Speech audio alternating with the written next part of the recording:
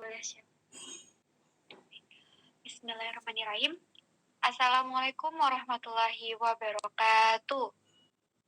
Waalaikumsalam warahmatullahi wabarakatuh. Tidak ada yang menjawab, hanya satu orang. Ulang lagi ya. Pokoknya harus kompak, harus semangat. Kalau kajian nggak boleh males-males. Assalamualaikum warahmatullahi wabarakatuh. Waalaikumsalam warahmatullahi wabarakatuh. Masya Allah, gitu dong. Kompak jawab salamnya. Jawab salam itu wajib. Bismillahirrahmanirrahim. Alhamdulillahirabbil alamin wassalatu wassalamu ala asrofil anbiya'i wal mursalin sayyidina Muhammadin wa ala alihi washabihi ajmain. Rabbi shrah li sadri wa yassir li amri wahlul 'uqdatam min lisani yafqahu qawli amma ba'd. Alhamdulillah, puji syukur kita haturkan kehadirat Allah Subhanahu wa taala yang mana atas rahmat dan hidayahnya kita bisa berjumpa dan berkumpul di majelis ilmu secara online ini untuk teman-teman bersama-sama kita menuntut ilmu. Dan tak lupa pula salawat berserta salam semoga tetap tercurah limpahkan kepada junjungan kita, Nabi besar Nabi Muhammad Shallallahu Alaihi Wasallam, yang mana kita masih bisa merasakan nikmatnya iman sampai saat ini, dan berkat beliau pula kita bisa berada di alam ini ya, dan membawa kita dari alam jahiliyah menuju alam ilmiah, ya ini adanya Islam wal iman. Alhamdulillah. Pertama-tama saya ucapkan terima kasih banyak kepada Kak Shirley Claudia yang sudah meluangkan waktunya untuk sharing-sharing malam hari ini. Juga terkhusus terima kasih kepada founder dan para panitia yang sudah mengadakan acara kajian rutin ini. Dan teman-teman juga saya ucapkan terima kasih yang sudah mau membantu berpartisipasi dalam meramaikan acara kami pada malam hari ini, yang Masya Allah luar biasa. Sedikit informasi kepada Ahwat TV lah, ada beberapa peraturan maupun adat yang harus ditaati saat forum kajian berlangsung. Yang pertama, siapkan alat tulis untuk mencatat materi yang disampaikan. Yang kedua, mohon untuk menggunakan pakaian yang rapi dan menutup aurat, dan lebih afdolnya mungkin dalam keadaan berwudu. Yang ketiga, mohon tidak on mic maupun say hand kecuali ada baba dari pemateri dan moderator. Dan mohon untuk tidak berbagi layar saat kajian berlangsung karena itu bisa mengganggu jalannya kajian. Yang keempat, jika ingin on cam, tafadhol, asal tidak mengganggu jalannya kajian. Dan untuk akhwat, dimohon untuk menggunakan hijab dan berpakaian yang rapi. Yang kelima, mohon untuk tidak lift sembarangan saat kajian berlangsung. Baik, sebelumnya perkenalkan di sini saya Fauzia atau yang biasa kalian panggil Fafa. Saya di sini sebagai moderator yang akan memandu jalannya kajian pada malam hari ini bersama pemateri kita yaitu Kak Shirley Claudia Gaisani. Baik, sebelumnya kita lanjut ke acara. Izinkan saya selaku moderator untuk membaca beberapa rangkaian acara kita pada malam hari ini. Yang pertama, pembukaan. Yang kedua, taruh singkat pemateri sekaligus penyampaian materi. Yang ketiga, sesi tanya jawab. Dan yang terakhir yaitu doa serta penutup. Alhamdulillah, itulah beberapa rangkaian acara kita pada malam hari ini. Baik, kita lanjut ke acara selanjutnya yaitu pembukaan. Sebagaimana yang kita lewati bersama, mari kita mulai forum kajian malam hari ini dengan mengharapkan ridho Allah SWT dan kita awali dengan membaca bacaan basmalah bersama-sama. Bismillahirrahmanirrahim. Baik, sesi selanjutnya yaitu ta'aruf singkat sekaligus penyampaian materi, karena ada pepatah yang mengatakan tak kenal maka tahu. Alhamdulillah wa biiznillah kita dipertemukan di majelis online yang insya Allah mulia ini untuk sama-sama kita menuntut ilmu dengan tema kajian kita pada malam hari ini adalah Muslimah aktif dan mandiri. Masya Allah, temanya sangat-sangat luar biasa ya teman-teman. Jadi kalau semisal nanti teman-teman masih bingung, masih ragu, gimana sih caranya kita tuh jadi muslimah yang aktif?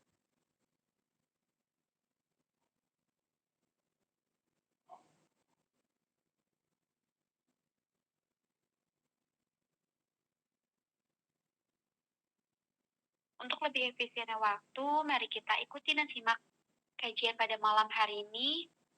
Tafadholi untuk Kak Herli untuk memperkenalkan diri sekaligus menyampaikan materinya. Waktu dan layar kami persilakan.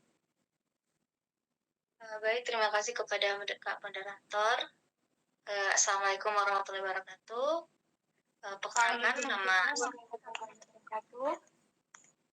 Perkenalkan nama saya Sarli Claudia Lebesani. Saya sekarang lagi di Bogor, tapi asli dari Medan. Sekarang lagi menjadi seorang mahasiswa magister S2 di Institut Pertanian Bogor. Dan mungkin perkenalannya mungkin lebih banyak main-main yuk ke Sosialpedia. Situ sudah tertera siapa sih Kak Sherly sebenarnya gitu. Sebenarnya bukan siapa-siapa, tapi semoga bisa menginspirasi dari setiap postingan atau dari setiap pencapaian yang selama ini. Nah di sini malam ini mungkin langsung saja kita buka. Tapi sebelumnya bagi teman-teman yang bisa buka kamera, dipersilahkan karena saya lebih semangat nih nengok wajah-wajah berseri saat melihat teman-teman semuanya sangat dari wajahnya terlihat tuh semangat, mana yang enggak gitu. Jadi kalau teman-teman tidak berhalangan open kamera, silahkan ya teman-teman. Oke, bismillahi walhamdulillah wassalatu wassalamu ala rasulillah Sayyidina Muhammadin wa ala alihi wa sahbihi ajma'in. Puji dan syukur kehadirat Allah Subhanahu wa Ta'ala, karena dengan rahmat dan hidayahnya kita masih dapat menghadiri kajian pada malam hari ini yang Masya Allah dengan semangat yang luar biasa. Tak lupa salawat serta salam kepada Rasulullah Sallallahu Alaihi Wasallam, kepada keluarganya, kepada sahabatnya, dan kita sebagai pengikutnya. Amin, amin ya robbal alamin. Baik teman-teman, hari ini kita akan membahas tema spesial. Di sini mungkin kayak sepertinya yang Anda lihat banyak sekali yang rata-rata akhwat ya. Jadi ini pas banget untuk kita yang mungkin masih mencari jati dirinya atau mungkin masih mencari arah kemana nih sebenarnya arah langkah yang mau kita lalui gitu. Terkadang muslimah itu bukan tidak mengerti arahnya, tapi dia belum mendapatkan konsep cara lakukan, kemudian nanti mungkin ditambahkan sama pengalaman-pengalaman yang pernah Anda lalui supaya bisa menginspirasi teman-teman sehingga menjadi muslimah yang nggak biasa-biasa aja gitu. Oke, kita lihat di sini udah di share screen, tapi kurang jelas ya kalau pakai HP.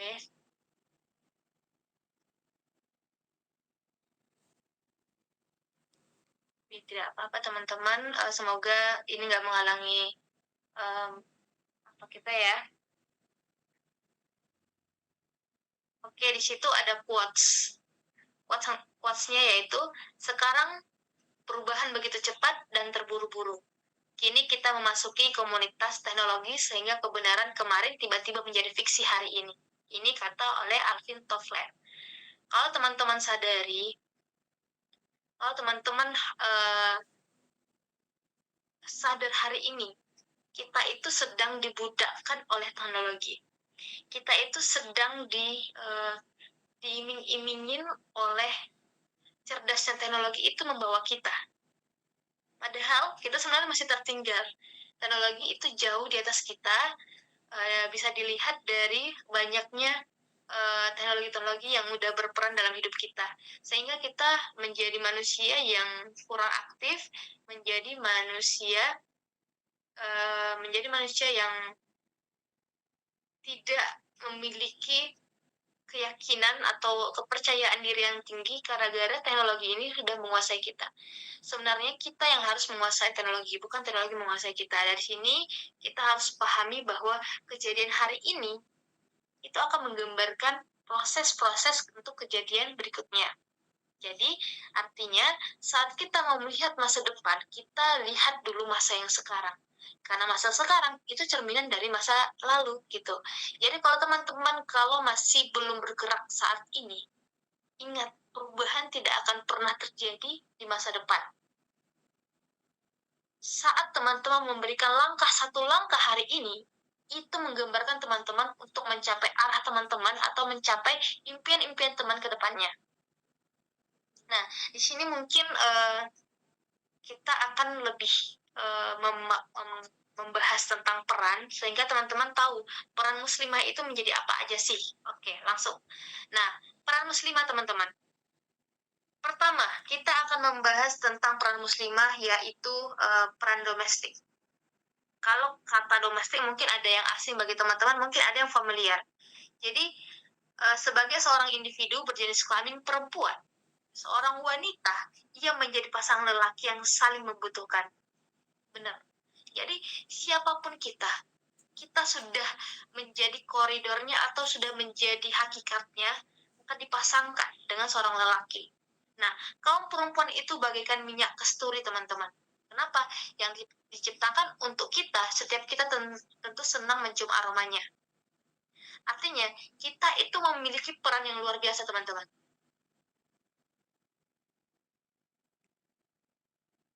Teman-teman.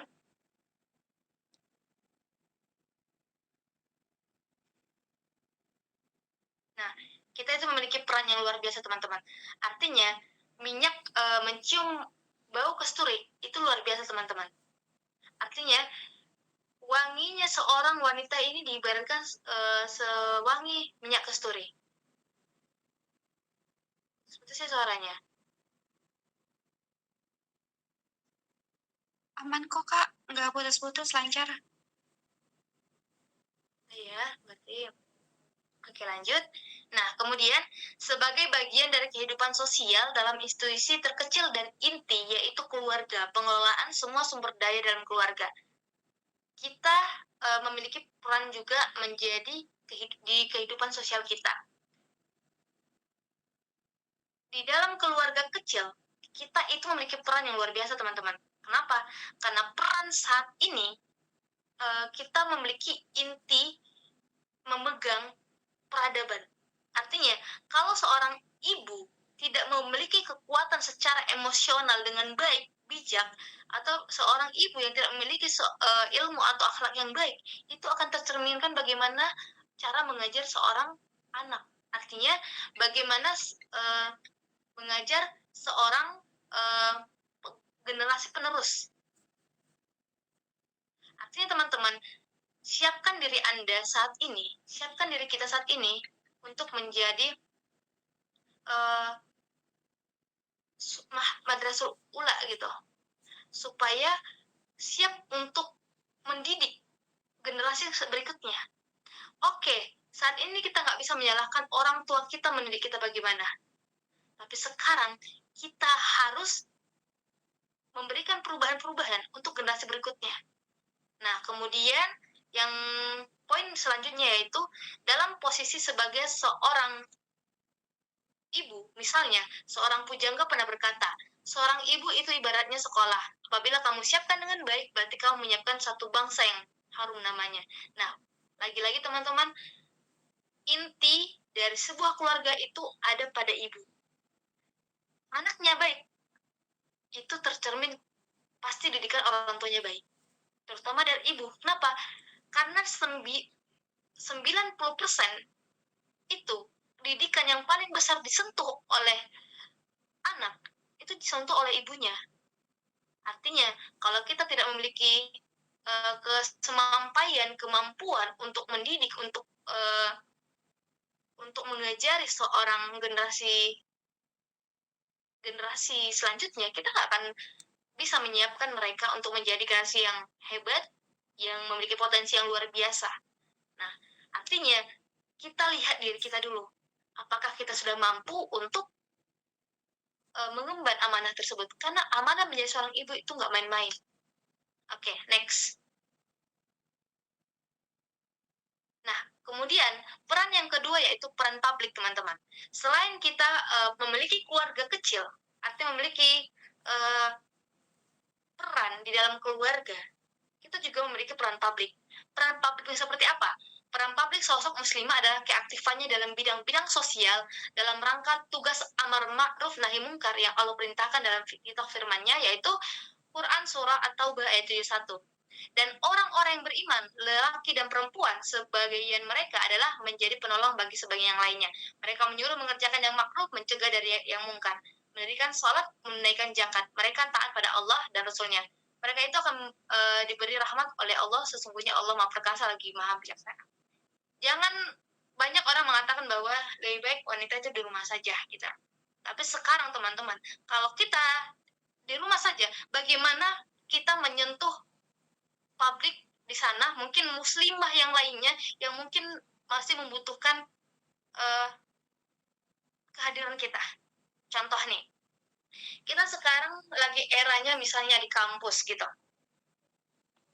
Kalau kita tidak aktif dalam organisasi, kalau kita tidak aktif di dalam kegiatan di luar, kita tidak akan bisa memberikan dampak yang lebih besar.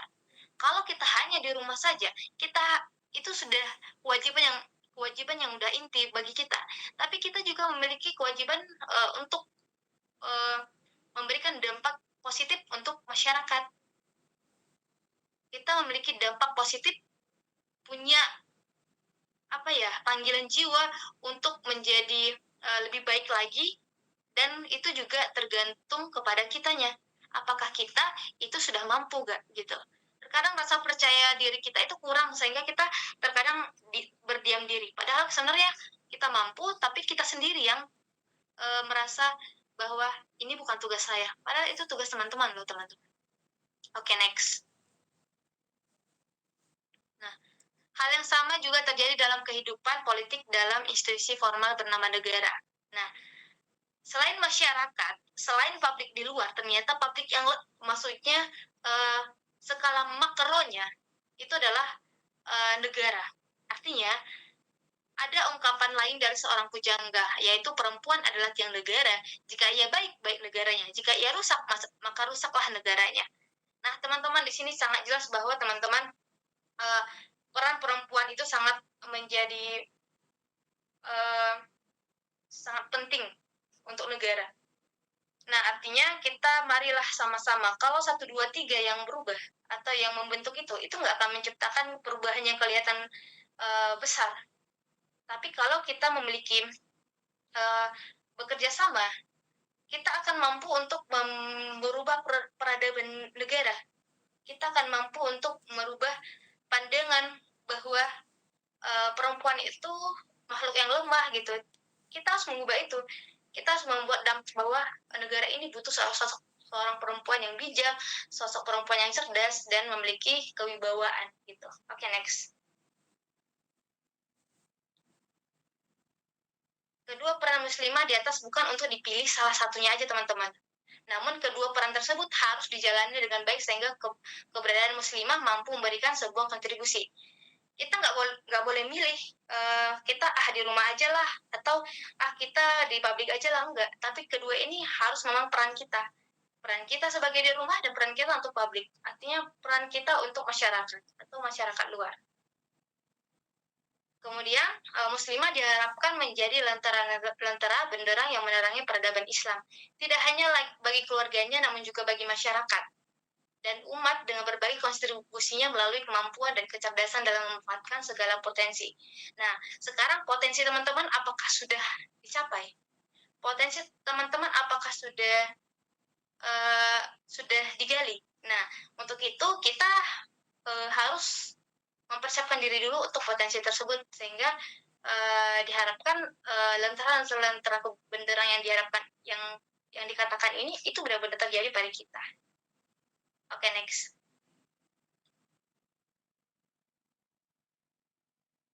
Kemudian problem untuk menjadi aktif teman-teman. Terkadang banyak sekali ya nggak mau aktif gitu.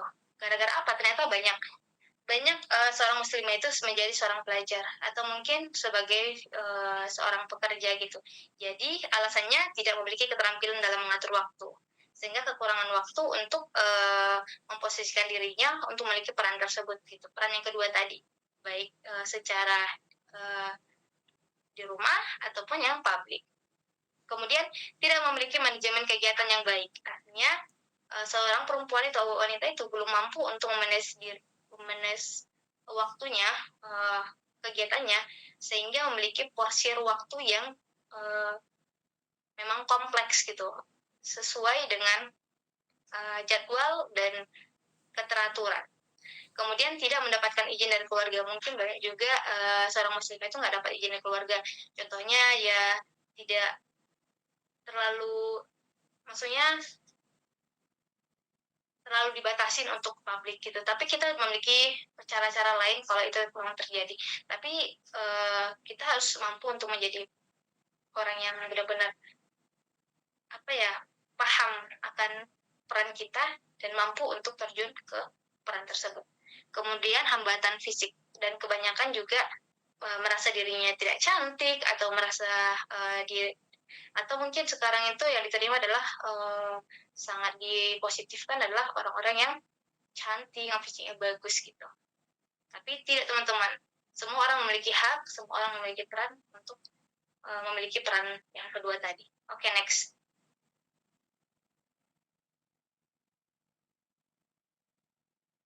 Kemudian memahami realitas. Ada dua realitas dalam kehidupan, teman-teman, yaitu realitas sekitar kita dan realitas dalam pikiran kita. Sekarang kita mau action tidak? Dalam pikiran kita mampu, tapi ternyata realitasnya enggak. Nah, artinya kita harus melihat bahwa kejadian-kejadian di lapangan itu sesuai dengan realitas yang kita pikirkan. Oke, next. Nah, sekarang kita buat perbedaan antara situasi kini dengan impian. Oke, next. Sekarang, teman-teman, apa kira-kira yang Anda inginkan gitu? Misalnya, di situ teman-teman memiliki PC. Nah, bagaimana sih caranya ke tempat tersebut dengan bisa melewati naga-naga tersebut? Bagaimana sih? Apakah dengan pisau tersebut kita lawan atau kita perang atau gimana? Oke, next. Jawabannya selanjutnya. Nah, sekarang kita fokuskan aja dulu untuk jinakkan naga-naga penghalang. Sehingga itu merupakan tujuan smart strategi kita gitu. Artinya, kalau kita melawan, biasanya kita akan kalah. Tapi kalau kita udah jinak, binatang sebuas apapun itu akan nurut atau mungkin tidak akan menyakiti kita kalau sudah kita mampu menjinakkan. Nah, itulah gambaran kalau kita memiliki penghalang, jinakkan dulu penghalang tersebut sehingga teman-teman tidak terlalu banyak halangan untuk mencapai impian. Oke, next. Nah, intinya teman-teman, oke, next. Ada 3 hal. Apa tujuan yang harus dicapai dan di mana kita berada saat ini, perubahan apa yang harus dibutuhkan untuk mencapai tujuan tersebut. Sehingga teman-teman harus paham bahwa apa tujuan tersebut dan di mana. Kita sekarang lagi berada di mana? Apakah sedang di awal, di tengah, atau mungkin hampir mencapai akhir. Oke, next. Kemudian, apa yang bisa kita lakukan untuk menjadi muslimah yang aktif? Nah, ini mungkin lebih banyak fokusnya untuk tipsnya. Yang pertama, memiliki ilmu dan keterampilan merupakan syarat permulaan untuk mendapatkan kehidupan Islami yang baik. Imam Bukhari menyatakan dalam rangkaian kata-katanya yang terkenal, yaitu ilmu pengetahuan sebelum berkata dan bertindak. Dengan kata lain, sebelum melakukan apapun, seseorang diharuskan memiliki ilmu yang tepat. Artinya, kita harus paham dulu, baru melakukan. Jangan melakukan dulu, baru paham. Gitu. Artinya kita harus benar-benar mempertimbangkan, harus memahami konsep dari suatu ilmu tersebut sehingga kita bisa mempraktekannya dengan benar. Oke, next. Kedua, memelihara kebiasaan untuk selalu zikir mengingat Allah. Melalui zikir kepada Allah, kita dapat memahami keagungan Allah dan terlindungi dari goda-godaannya. Itu udah jelas ya, teman-teman. Kemudian yang 3, melaksanakan ibadah yang wajib dengan rajin dan juga memahami makna dari ibadah tersebut. Jangan hanya sekedar ibadah, tapi kita tahu bahwa ibadah tersebut sebenarnya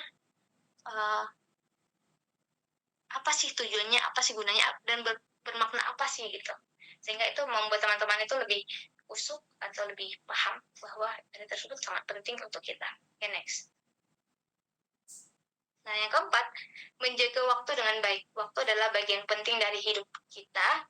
Jika kita gunakan waktu kita sekarang dengan perbuatan dan tujuan yang baik, maka kita bisa pastikan bahwa hidup kita fokus untuk berbuat baik. Artinya, gunakanlah waktu teman-teman, jangan sia-siakan. Jika ada waktu yang luang, itu artinya teman-teman dapat dikategorikan orang yang kurang produktif. Karena orang yang produktif itu biasanya sudah terisi jadwal-jadwal tertentu yang membuatnya sudah teratur dalam waktunya. Oke, yang kelima, berpikirlah bahwa hidup ini sangat singkat dan sementara. Jadi jangan isi hidup ini dengan perbuatan yang sia-sia. Perbuatan baik yang bisa menjadi bekal di akhirat kelak. Artinya, teman-teman harus manfaatkan waktu yang singkat ini untuk mencari bekal baik di dunia maupun nanti di akhirat gitu. Oke, next. Kemudian berpikir bahwa tidak tiap hari adalah kesempatan untuk mengembangkan tubuh, pikiran, dan jiwa. Kita adalah aktivitas berdasarkan kebutuhan untuk tubuh, pikiran, dan jiwa. Artinya kita harus mengkombinasikan atau menyeimbangkan kesehatan kita itu untuk tubuh, pikiran, dan jiwa. Artinya ini harus sehat, teman-teman, baik secara tubuh, pikiran, maupun jiwa. Kemudian berkumpul dan bekerja sama satu sama lain dalam melakukan pekerjaan yang baik semampu kita. Dan lakukan selalu perbuatan-perbuatan bermanfaat bagi orang lain yang nantinya perbuatan baik tersebut akan menjadi bekal bagi kita setelah kita tiada. Artinya, gunakanlah teman-teman waktu teman-teman itu untuk bergabung dengan orang-orang yang benar-benar memiliki visioner atau orang-orang yang semoga yang akan bermanfaat untuk kita maupun untuk lingkungan kita gitu. Oke, next. Kemudian jadilah partner suami yang baik dalam rumah tangga. Nah, ini jelas, ini termasuk ke kategori peran yang pertama. Kemudian memiliki kesabaran, karena kesabaran itu adalah kekuatan yang luar biasa yang kita miliki, yang mampu untuk memahami situasi dan kondisional. Oke, next. Sekarang teman-teman, ayo kita berubah, kita belajar dan terus belajar, karena belajar itu tidak akan pernah ada hentinya. Karena belajar itu menjadi salah satu langkah strategik yang kita mampu lakukan untuk berubah menjadi lebih baik lagi ke depannya. Oke, next.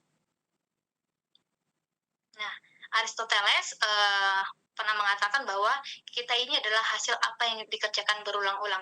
Karena itu keunggulan bukanlah hasil sebuah tindakan, melainkan hasil suatu kebiasaan. Mungkin teman-teman pernah dengar Allah bisa karena biasa. Ini benar banget teman-teman, karena suatu bakat itu juga itu terlahir dari kebiasaan yang kita lakukan berulang-ulang sehingga kita menjadi seorang yang mahir atau menjadi seorang yang ahli. Sekarang teman-teman apakah sabar untuk terus continue dalam kegiatan atau dalam penggalian bakat teman-teman tersebut? Oke, next. Oke, mungkin cukup sekian pemaparan singkat dari Ana. Nanti kita lebih banyak diskusinya supaya lebih tahu inti dari baik dalam lingkungan atau penerapan yang pernah teman lakukan, apakah bisa sinkron dalam materi kita ini. Mungkin cukup sekian, Ana kembalikan kepada moderator. Terima kasih. Assalamualaikum warahmatullahi wabarakatuh. Waalaikumsalam warahmatullahi wabarakatuh. Alhamdulillah, Masya Allah, tabarakallah. Materi malam ini sangat-sangat luar biasa dari pemateri kita yang tentunya juga tak kalah luar biasa. Jadi teman-teman, intinya itu ada 3 hal. Tujuan, apa tujuan yang harus kita capai. Yang kedua, di mana kita berada saat ini. Dan yang ketiga, perubahan. Jadi harus tujuan, keberadaan, sama perubahan. Kurang lebihnya seperti itu. Baik, untuk acara selanjutnya yaitu sesi tanya-jawab. Mungkin teman-teman ada yang bertanya, tafadhol bisa melalui on mic ataupun di kolom chat. Yang mau on mic boleh raise hand terlebih dahulu ya teman-teman. Boleh, tafadhol yang ingin bertanya. Boleh dari Kak Eliana untuk pertanyaannya. Assalamualaikum warahmatullahi wabarakatuh. Waalaikumsalam warahmatullahi wabarakatuh. Sebelumnya, apa kabar Kak Sherly? Semoga kakak baik-baik saja dan terima kasih atas izin bertanyanya. Saya izin bertanya. Terkadang ketika kita aktif di dua ranah domestik dan politik, pasti ada salah satunya yang cenderung lebih jadi prioritas sehingga salah satunya juga dikorbankan. Nah, saya ingin tanya bagaimana sih cara menyeimbangkan keduanya agar kita bisa aktif di ranah domestik maupun di publik itu biar seimbang itu caranya gimana sih Kak? Sudah, terima kasih.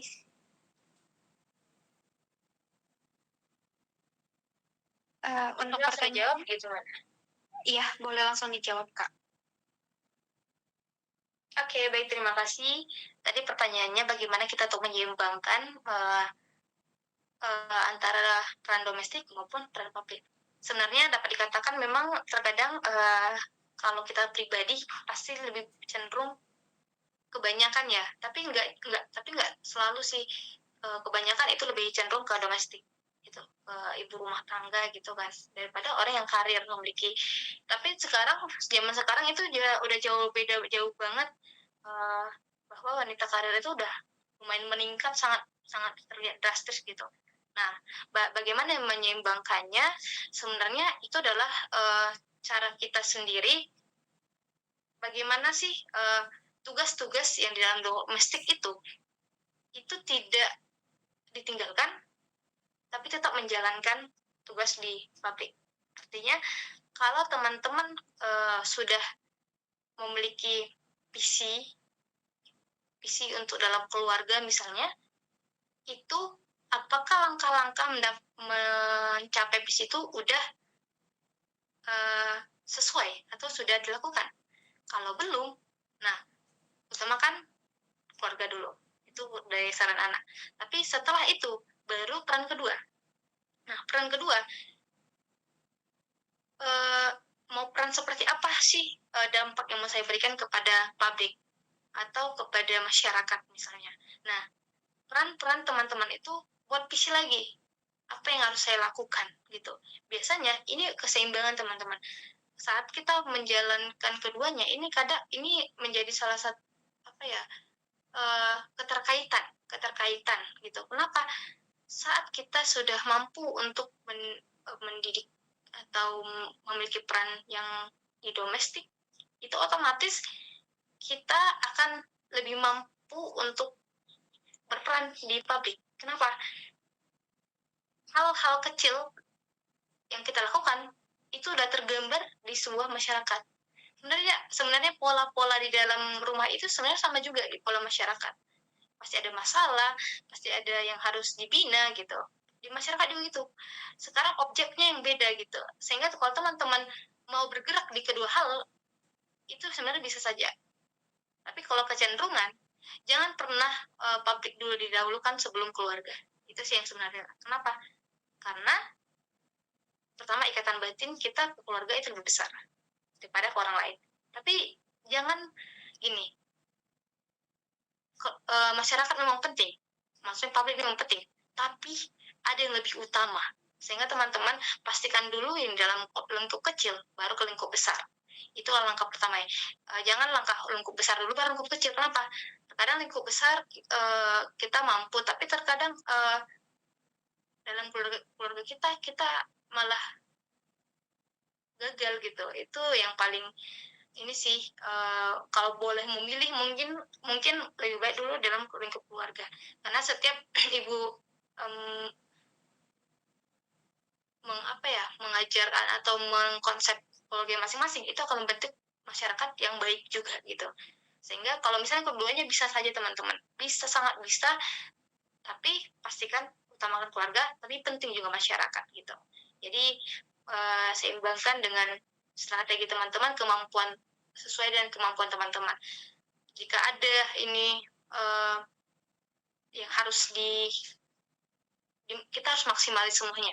Kita harus maksimalin kekuatan kita sebanyak-banyaknya kepada domestik, dan kekuatan kita sebesar-besarnya pada masyarakat atau publik gitu. Itu sih. Jadi teman-teman, kalau dikatakan menyeimbangkan itu kondisional, karena sejauh apa teman-teman harus mampu memberikan dampak sesuai dengan visi teman-teman, itu dapat dikatakan seimbang. Contoh, saya ingin berperan dalam pendidikan. Ya udah, menjadi seorang guru, menjadi seorang dosen, itu sudah menjadi peran yang saya ambil. Semampu dan sekonsep saya. Berarti seimbang. Kalau udah melakukan tahap-tahap menuju ke situ atau tahap-tahap dalam ke situ gitu. Tapi yang pasti saat kita memegang masyarakat, kita juga sudah pastikan bahwa keluarga kita itu juga udah aman di tangan kita gitu. Itu sih semoga bisa menjawab. Anak kembalikan kepada moderator. Assalamualaikum warahmatullahi wabarakatuh. Waalaikumsalam warahmatullahi wabarakatuh. Bagaimana Kak Eliana untuk jawabannya? Sudah Kak, terima kasih. Sama-sama, alhamdulillah. Baik, kita lanjut ke pertanyaan selanjutnya.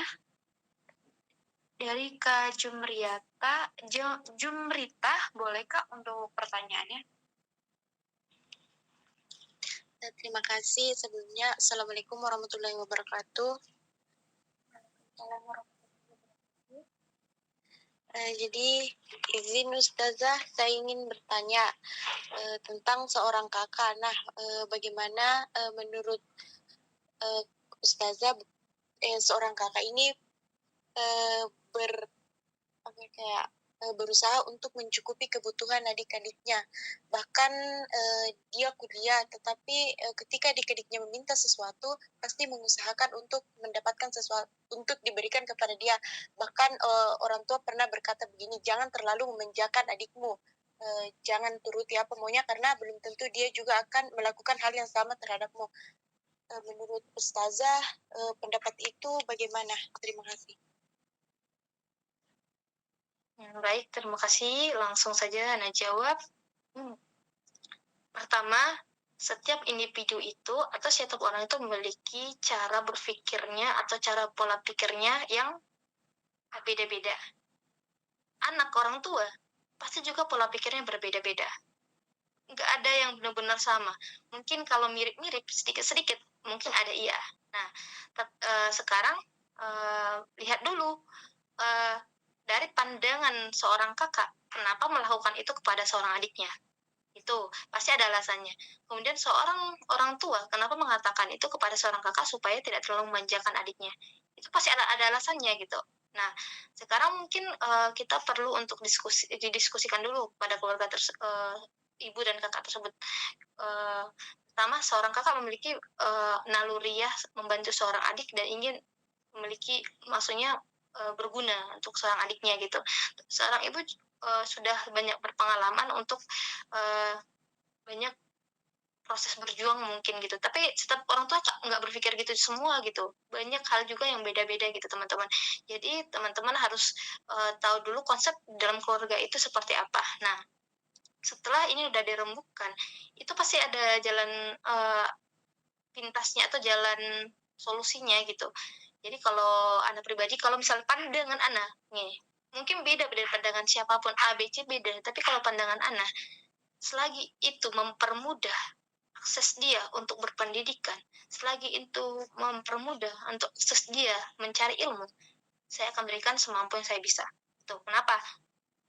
Karena belajar tanpa fasilitas itu akan menghambat, sangat menghambat. Dengan teknologi yang luar biasa sekarang, ya kalau kita lihat, kalau kita misalnya pengen beli HP gitu kan, sedangkan orang tua mungkin mengatakan, ibu dulu tidak ada HP, tapi sekarang sukses gitu misalnya. Sekarang anak-anak sekarang main HP terus. Nah, sekarang lihat dulu, kalau tanpa HP, lihatlah pasti banyak yang ketinggalan. Kenapa? Di dalam HP tersebut itu juga memiliki nilai-nilai positif untuk mempercepat kita mencari pengetahuan, aksesnya lebih cepat gitu. Nah, sekarang seorang kakaknya juga harus memiliki prinsip bahwa memberi itu harus bermanfaat dan harus bisa mendukung adik-adiknya gitu, mendukung baik progres dari adik-adiknya. Jadi dari situ, kalau misalnya hal-hal lain yang tidak bermanfaat, mungkin itu menjadi pertimbangan sebagai seorang kakak yang menurut saya Ini bagi pandangan saya. Jadi kalau misalnya seperti itu, ya sekarang seorang kakak harus bijak. Apakah yang saya berikan ini berdampak positif untuk adik saya atau tidak? Kalau tidak, jangan sekali-sekali. Kalau iya, berikan dengan semampunya dan seikhlasnya atau setulusnya gitu. Mungkin itu aja, semoga bermanfaat. Masya Allah, bagaimana untuk jawabannya Kak Jumrita?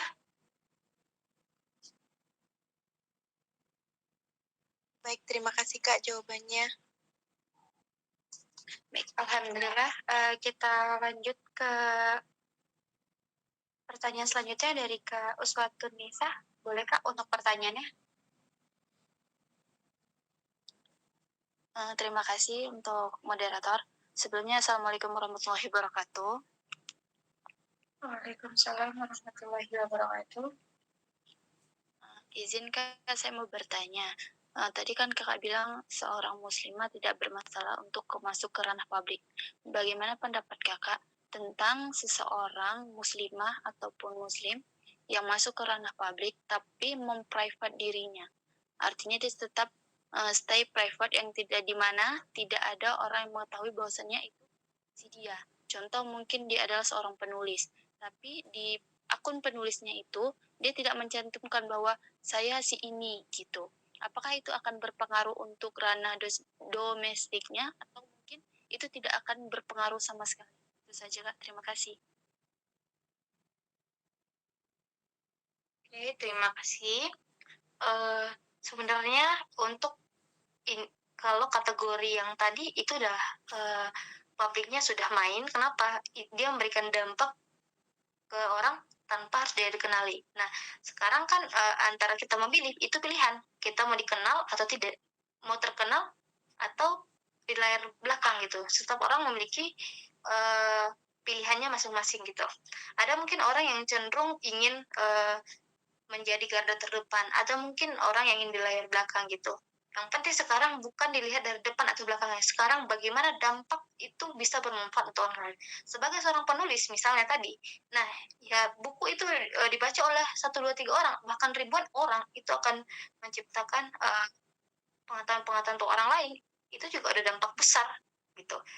Atau mungkin seorang content creator yang tampil di dalam layar tapi memberikan edukasi-edukasi Islami positif, nah itu juga berdampak kepada orang lain gitu. Nah yang kita lihat bukan dikenal atau tidaknya, tapi kita lihat adalah dampaknya ke orang lain itu berguna atau tidak. Itu sih teman-teman, yang paling intinya gitu.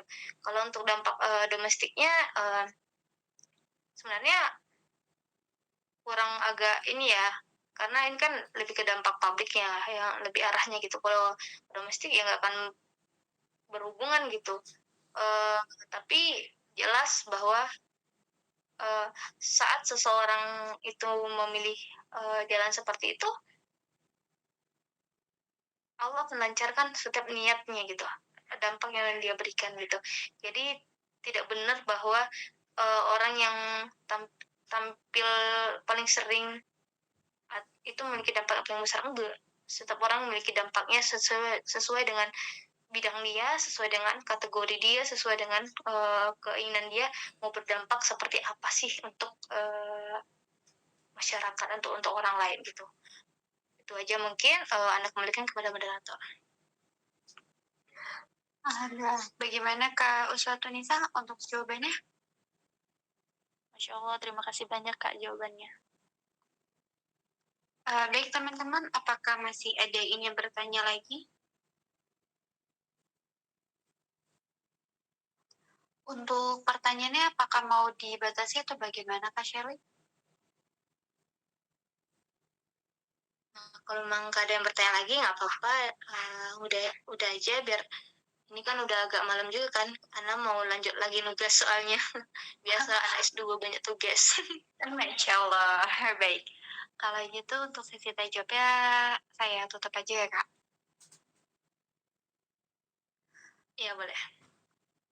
Alhamdulillah, Masya Allah, tabarakallah. Beberapa pertanyaan sudah terjawab semuanya. Dan mari kita lanjut ke acara berikutnya. Baik, kita sudah sampai di penghujung acara. Alhamdulillahirrabbilalamin. Selesai sudah kajian kita pada malam hari ini. Jazakallah khair kepada Kak Shirley Claudia atas pemaparan materi dan jawaban-jawabannya Masya Allah luar biasa. Semoga apa yang kakak sampaikan pada malam hari ini bisa bermanfaat untuk kita dan tentunya bisa menjadi amal jariah untuk kakak tersendiri. Amin ya robbal alamin.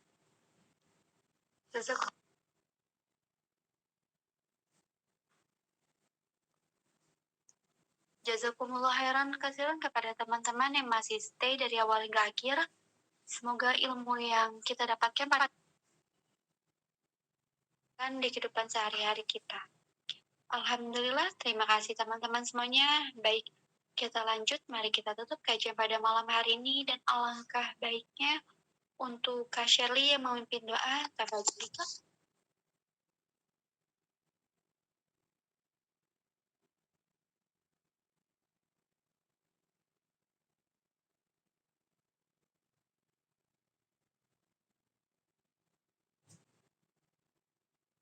Kak Shirley.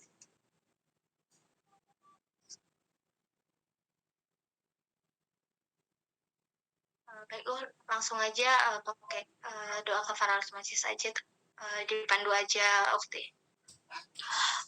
Baik. Baik teman-teman, untuk menutup kajian pada malam hari ini, mari kita sama-sama mengucapkan Alhamdulillah 3 kali dan kita tutup dengan doa kafaratul majlis. Alhamdulillahirrahmanirrahim, alhamdulillahirrahmanirrahim, alhamdulillahirrahmanirrahim, subhanaka Allahumma wa bihamdika, asyhadu an la ilaha illa anta, astaghfiruka wa atubu ilaik.